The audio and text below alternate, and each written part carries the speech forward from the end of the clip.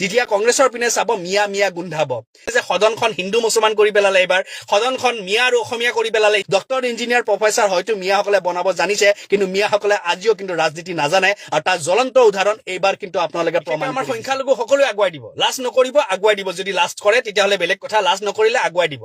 আজি যি কাম বদৰুদ্দিন আজমলে কৰিবলৈ নোৱাৰিলে সেই কাম আজি কংগ্ৰেছ আৰু সংখ্যালঘু ৰাইজে আৰু ৰকিবুল হুছেইনে কৰি দেখুৱালে আৰু হেতু কি কৰি দিলে জানেনে আৰু হেতুৱে কৰি দিলে যে সদনখন হিন্দু মুছলমান কৰি পেলালে এইবাৰ সদনখন মিয়া আৰু অসমীয়া কৰি পেলালে এতিয়া আপোনালোকে ভাবিব কেনেকে কৰিলে আৰে সদনখন যেতিয়া হিন্দু কথা ওলাব বিজেপি নাম ওলাব মুছলমান কথা ওলালে কংগ্ৰেছৰ নাম ওলাব যেতিয়া অসমীয়া কথা ওলাব তেতিয়া বিজেপিৰ নাম ওলাব আৰু যেতিয়া মিয়া কথা ওলাব তেতিয়া কংগ্ৰেছৰ নাম ওলাব আপোনালোকে ধুনীয়া সদনখন বনাই দিলে বদৰুদ্দিন আজমলে নোৱাৰিলে সেই কামটো কৰিবলৈ আপোনালোকে কৰি দিয়াৰ বাবে আপোনালোকক ধন্যবাদ জ্ঞাপন কৰিছো এতিয়া যিহেতু সংখ্যালঘু ৰাইজে কংগ্ৰেছ চৰকাৰ পাই গ'ল হয়নে নহয় এতিয়াতো গৌৰৱ গগৈ হাৰি গ'ল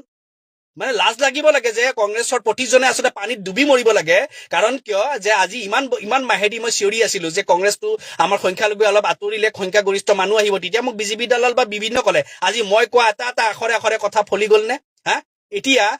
যে এটা যে হিন্দু ভোট নাপালে মানে এটা হিন্দু বিধায়ক নাই লাজ লগা নাই উজনিত যে শূন্য হৈ গ'ল লাজ লগা নাই হা এইবিলাকৰ কাৰণে মই চিঞৰি আছিলো কিন্তু আজি যি হওক আপোনালোকে ভাই কংগ্ৰেছ জিকিছে নহয় এতিয়া মুখ্যমন্ত্ৰী কাক বনাব তানজিল হুছেইনক নে এতিয়া মুখ্যমন্ত্ৰী ৰকিবুল হুছেইন হ'ব নে এতিয়া উপ মুখ্যমন্ত্ৰী জাকিৰ হুছেইন সিকদাৰ হ'ব হয়নে মন্ত্ৰী বন বিভাগৰ মন্ত্ৰীটো মোৰ হিচাপত তানজিল হুছেইনক দিয়াই ভাল ৰকিবুল হুছেইনৰ পুত্ৰক হয়নে এতিয়া আপোনালোকে যিহেতু কংগ্ৰেছৰ সংখ্যালঘু ৰাইজে ভোট দি জিকালে তেতিয়াহ'লে আপোনালোকে এতিয়া নিজৰ মুখ্যমন্ত্ৰী নিজৰ উপ মুখ্যমন্ত্ৰী বন মন্ত্ৰী স্বাস্থ্যমন্ত্ৰী তাৰপিছত শিক্ষামন্ত্ৰী আপোনালোকে বনাই লওক 22টা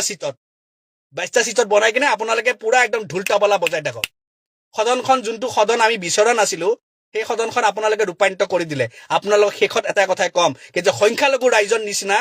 নাজানা ৰাজনীতিৰ ভিতৰত যদি এটা যদি শব্দটো নাজানে এয়া হৈ গ'ল সংখ্যালঘু ৰাইজ আপোনালোকে নাজানে ৰাজনীতি কেনেকে কৰিব লাগে আৰু মোক প্ৰশ্ন কৰে আপোনালোকে যাৰ নামত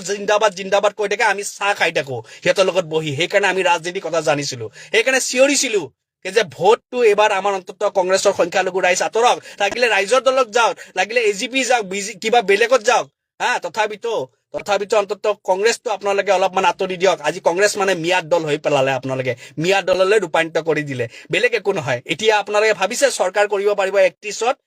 20 বছৰত আপোনালোকে চৰকাৰ কৰিব নোৱাৰে কাৰণ আপোনালোকে এটা সেন্টিমেন্ট আদি দিলে সদনখনত যেতিয়া মানে সদনখন চাব বিজেপিৰ পিনে যেতিয়া চাব অসমীয়া সেন্টিমেন্ট আহিব যেতিয়া কংগ্ৰেছৰ পিনে চাব মিয়া মিয়া গোন্ধাব যেতিয়া সদনখনলৈ চাব তেতিয়া হিন্দুৰ যেতিয়া কথা আহিব যেতিয়া বিজেপি কথা আহিব যেতিয়া মুছলমানৰ কথা আহিব তেতিয়া কংগ্ৰেছৰ কথা আহিব আপোনালোকে সেইটো ৰূপান্তৰিত কৰি দিলে আপোনালোকে ঠিক এআইডিএফক হাৰালে মানিলো এআইডিএফক হাৰালে কিন্তু এআইডিএফক হাৰাইও আপোনালোকে ডাঙৰ ভুল কাম কৰি দিলে আপোনালোকে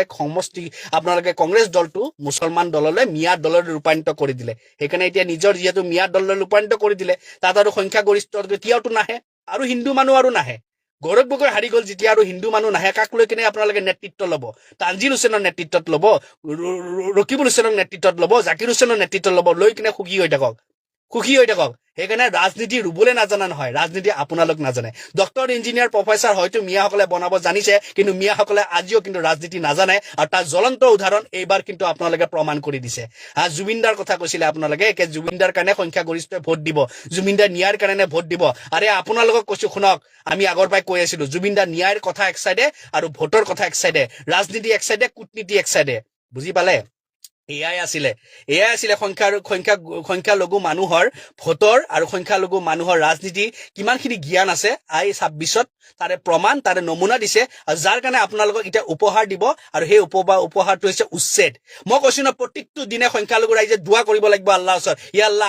আমাৰ ওপৰত যে আৰু যে গজব নপৰে এইটো কাৰণে কিহৰ কাৰণে দোৱা কৰিব লাগিব জানেনে এতিয়া উচ্ছেদৰ সন্মুখত হতে কেইটা কংগ্ৰেছীয়ে আপোনালোকক বচাব পাৰে সেইটো আপোনালোকে চাই ল'ব কেইটা কংগ্ৰেছীয়ে আপোনাৰ কাৰণে মাত মাতে কেইটা ওলাই আহে আপোনালোকৰ কাৰণে সেইটো চাব এবাৰ বুজি পালে ৰাজনীতি কৰিব শিকক জনপ্ৰতিনিধি বনাবলৈ শিকক দল নহয় জনপ্ৰতিনিধি লাগে জনপ্ৰতিনিধি বুজিছে বিজেপিক পৰাজয় কৰিবলৈ কাৰণে এটা শক্তি লাগিব আৰু সেই শক্তিটো হল কেনেকে জানে হিন্দুও লাগিব মুছলমানো লাগিব সেই দলটোহে বিজেপি পৰাজয় কৰিব পাৰিব আজি তাৰিখত কংগ্ৰেছে সেই পৰিবেশত নাছিল কাৰণে এই নাটাৰ কাৰণে নাছিলে মিয়াখিনি তাতে আছিল সেইটোৱে কথা যে মিয়াদ দল কৈছিলে আমি যদি সংখ্যালঘু মুছলমানখিনি যদি কংগ্ৰেছৰ পৰা অলপমান যদি আঁতৰি আহিলো হয় কংগ্ৰেছ দলটোত আজি হিন্দু মানুহৰ আবিৰ্ভাৱ হলে হয় কংগ্ৰেছ দলটো শক্তিশালী উঠিলে হয় আৰু আজি চাগে হয়তো আমি চৰকাৰৰ মুখ দেখা পালো হয় ধন্যবাদ জ্ঞাপন কৰিছো সংখ্যালঘুৰ প্ৰতিজন ৰাইজৰ। আপোনালোকে ৰাজনীতিত বহুত পাকৈত, ৰুবুলে নাজানে, আপোনালোকে জানে। আজি আপোনালোকৰ জয় হৈছে, সেইকাৰণে আপোনালোকে মুখ্যমন্ত্ৰী লওক, মুখ্যমন্ত্ৰী লৈ কেনে আপোনালোকে কাবাডী খেলক। আপোনালোকে কলো নাই, আপোনালোকে মুখ্যমন্ত্ৰী ৰকিবুল হুছেইন হ'ব, আপোনালোকৰ উপমুখ্যমন্ত্ৰী জাকিৰ হুছেইন সিকদাৰ হ'ব, আপোনালোকৰ বন মন্ত্ৰী এতিয়া তানজিল হুছেইন হ'ব, হয়নে? তাৰপিছত আপোনালোকৰ আৰু শিক্ষা মন্ত্ৰী কাক বা দিব, ৰেকিবুদ্দিনক দিব, এতিয়া স্বাস্থ্য মন্ত্ৰী কাক দিব, নুৰুল হুদাক দিব স্বাস্থ্য মন্ত্ৰী, হয়নে? এনেকে আপোনালোকে ভগাই লওক, ভগাই লৈ কেনে নিজৰ মাজতে আপোনালোকে চৰকাৰখন গঠন কৰক আৰু খেলি থাকক 20 বছৰলৈ। সেই এনেকে খেলি থাকক, কাৰণ 20 বছৰলৈ আৰু কংগ্ৰেছে ইয়াতে নাকটোও লৰাব নোৱাৰে, বুজিছে? গৌৰৱ গগৈ পৰাজয় কৰাই পেলাইছে। গৌৰৱ গগৈ আজি পৰাজয় হোৱাৰ কাৰণটো হৈছে, কাৰণটো কিয়, তাতে মানুহ এটা কাৰণে ভোট নিদিলে, কংগ্ৰেছক ভোট দিয়া মানে মিয়াক ভোট দিয়া, এইটো কাৰণে মানুহে ভোট নিদিলে। আমি যদি মুছলমানখিনি যদি কংগ্ৰেছৰ পৰা আঁতৰিলো হয় নহয়, আমি যদি চিঞৰি নাথাকিলো হয় নহয়, গৌৰৱ গগৈ আজি জিকি গলে হয়।